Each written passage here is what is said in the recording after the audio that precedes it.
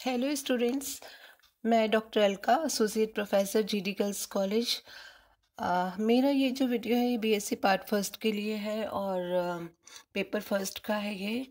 और हम student syllabus to syllabus चल रहे हैं और आई होप आपने एक बुक भी ख़रीद ली होगी, कोई अच्छे राइटर की बुक खरीदी है। हाँ, बाज़ार में कॉलेज बुक हाउस की बुक है, अच्छी बुक्स हैं वो। रमेश बुक डिपो की भी अच्छी बुक्स हैं, देख लीजिए किसकी प्रिंटिंग और डायग्राम्स किसमें क्लियर हैं, अच्छे हैं, तो वो किताब आप ज़रूर ख़रीदें।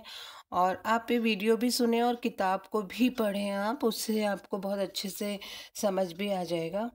और हमारा जो पेपर फर्स्ट है उसका सेक्शन ए मैं कंप्लीट करवा चुकी हूँ और बी भी ऑलमोस्ट कंप्लीट होने जा रहा है आपका। और जो हमारा अभी जो पार्ट चल रहा है फाइलम्स का चल रहा है, हम फाइलम के क्लासिफिकेशंस पढ़ रहे हैं। तो प्रोटोजोआ, पॉरीफेरा, सिलेंट्रेटा, प्लाटीहेल्मिन्थीज, नेमाटोडा और एनालीड्स तक हम पढ़ चुके हैं। और अब हम जिस फाइलम को डिस्कस करेंगे वो है फाइलम आर्थ्रोपोडा। ये जो फाइलम है स्टूडेंट्स, ये जंतु जगत की, एनिमल किंगडम की सबसे बड़ी फाइलम है। 80 to 90% जो एनिमल्स हैं वो इसी फाइलम में आते हैं, आर्थ्रोपोडेंस हैं। और जंतु जगत का बहुत बड़ा भाग इन्होंने कवर किया हुआ है इस फाइलम ने। तो चलिए अपन इसका सामान्य परिचय मैं आपको देती हूँ, इसका इंट्रोडक्शन जो है वो। तो ऑर्थ्रो का अर्थ होता है स्टूडेंट्स संधि युक्त, और पोडा का अर्थ होता है पैर। तो जिनमें संधि युक्त पैर पाए जाते हैं या आप उपांग भी कह सकते हैं, वो पाए जाते हैं, वो ऑर्थ्रोपोड्स कहलाते हैं।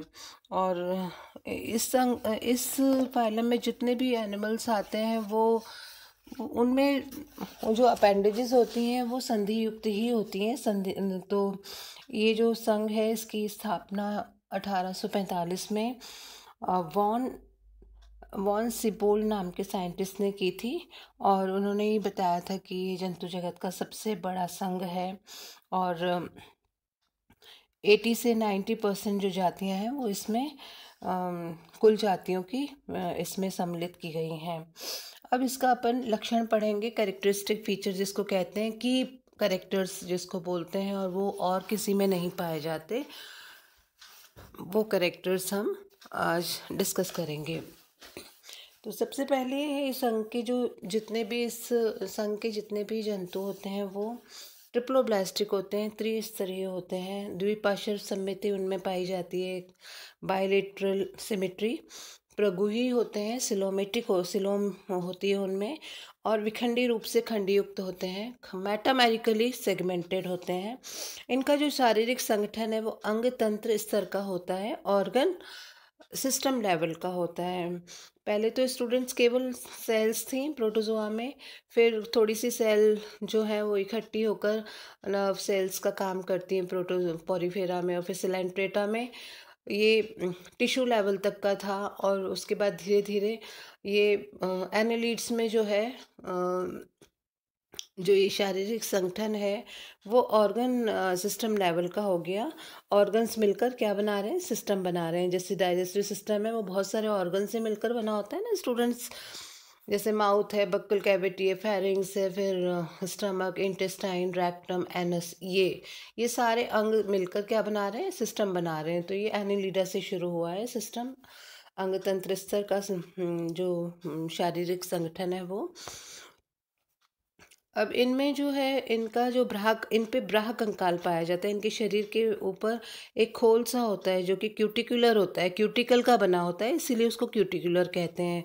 और ये चूँकि जंतु जो है उसमें विकास हो रहा होता है, डेवलपमेंट हो रहा होता है जंतु में, तो वो डेवलपमेंट की वजह से इसमें एक प्रकार की प्रक्रिया पाई जाती है जिससे मोल्टिंग कहते हैं। तो ये समय समय पर इस मोल्टिंग के द्वारा नवीनीकृत होता रहता है ये क्यूटिकल। और इसमें जो है विभिन्न कार्यों हेतु संधि युक्त उपांग पाए जाते हैं, जैसे चलने के लिए अलग हैं, भोजन को सेलेक्ट करने के लिए, भोजन को मुंह तक लाने के लिए, ये इस तरह से विभिन्न कार्य जो हुए ना वो ये कार्य हुए। अब इनका जो शरीर है वो सिर, वक्ष और उदर में विभाजित होता है, 3 भागों में डिवाइडेड होता है, हेड, थोरैक्स और एब्डोमेन में। इनकी जो सिलोम होती है वो जो है एक तरह से रुधिर गुहिका भी कहलाती है या हीमोसील के रूप में पाई जाती है। इसमें ब्लड भरा हुआ होता है, इसलिए इसको हीमोसील भी बोलते हैं। और इनमें अधिकांशतः जो पेशियां पाई जाती हैं वो रेखित टाइप की होती है, स्ट्रेटेड मसल्स पाई जाती हैं, जो कि जल्दी से संकुचन जो होता है उनमें जल्दी से हो जाता है। तो ये जो पेशियां हैं ये रेखित तो होती हैं, साथ में ऐच्छिक पेशियां हैं जो कि जंतु के इच्छा अनुसार कार्य करती हैं। और इनमें जो पाचन तंत्र होता है, डाइजेस्टिव सिस्टम जो होता है कंप्लीट होता है, पूर्ण विकसित होता है। इसमें मुखांग जो हैं विभिन्न प्रकार के पाए जाते हैं। फूड हैबिट्स के अकॉर्डिंग इनमें मुखांग पाए जाते हैं बच्चों। और परिसंचरण तंत्र जिसको बोलते हैं हम, सर्कुलेटरी सिस्टम जो है ओपन टाइप का होता है, खुले प्रकार का होता है। इसमें जो है सर्कुलेटरी सिस्टम में हार्ट है, आर्टरीज हैं, इसके अलावा ब्लड साइनसेस हैं, तो ये सब होते हैं। तो इनके अंदर इन एनिमल्स में, ऑर्थ्रोपोडा में जो रुधिर है वो बंद रुधिर वाहिकाओं में या क्लोज टाइप का नहीं होता और आर्टरीज में नहीं बहता। कहने का मतलब ये है इनमें वास्तविक देह गुहा केवल जनन अंगों और कुछ में उत्सर्जीय अंगों तक ही सीमित रहती है। बाकी जो देह गुहा है वो ब्लड से भरी हुई होती है। इसमें जो सीलिया होते हैं जैसे प्रोटोजोन्स में पाए जाते हैं बच्चों, वैसे सीलिया का इनमें पूर्णतः अभाव होता है, नहीं पाए जाते। श्वसन अंग सुविकसित होते हैं इनके। और श्वसन अंग जो है, श्वसन की क्रिया जो कहते हैं अपन, रेस्पिरेशन, वो या तो बॉडी सरफेस के द्वारा होता है, शरीर की सतह द्वारा, या फिर गिल्स के द्वारा होता है।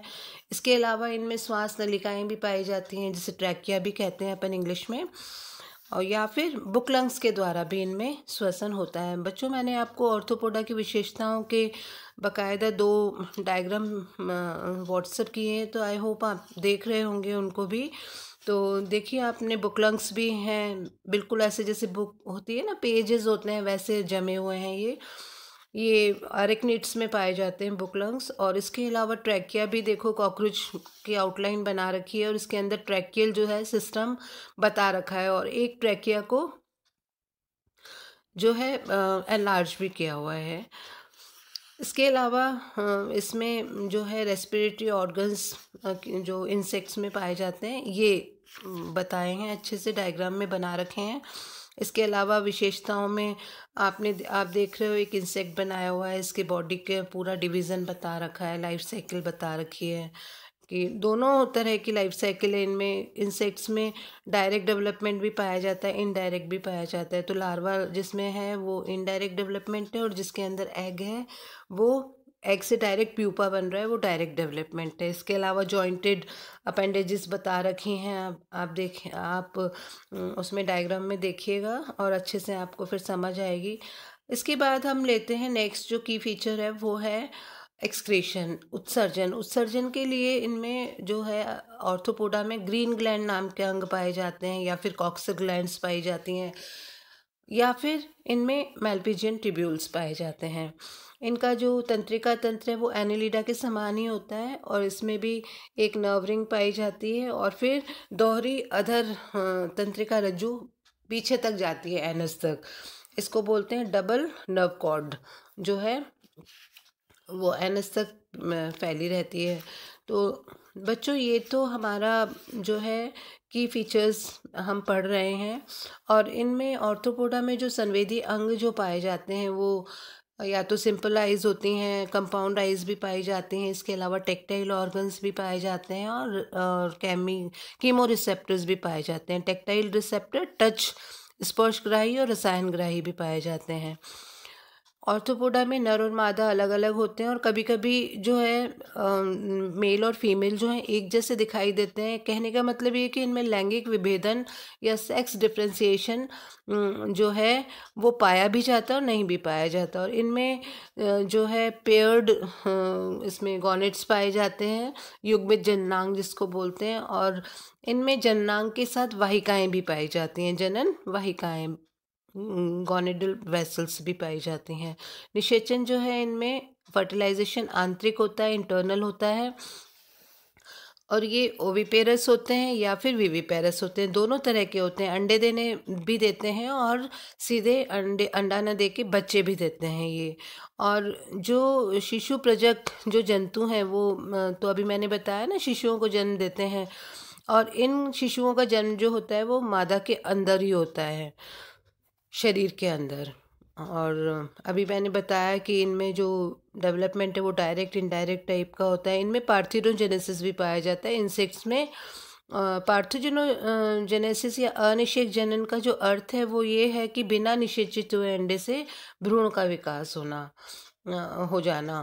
तो ये जो है ये अनिषेक जनन कहलाता है। और ये जो ऑर्थ्रोपोड्स हैं ये सभी आवासों में पाए जाते हैं। तो ये तो थे अपने की कैरेक्टर्स ऑफ ऑर्थ्रोपोडा, या ऑर्थ्रोपोडा की मुख्य विशेषताएं जो कि अन्य में नहीं पाई जाती, ऑलमोस्ट इन्हीं में पाई जाती हैं। तो स्टूडेंट्स, आप इस प्रोटोजोआ की जो विशेषताएं हैं इनको सुनो भी और पढ़ो भी बुक से। एक अच्छी राइटर की किताब भी आप खरीदें। और स्टूडेंट्स, मैं दोनों वर्ड्स बोलती हूँ, टेक्निकल टर्म्स हिंदी में और इंग्लिश में दोनों में बोलती हूँ।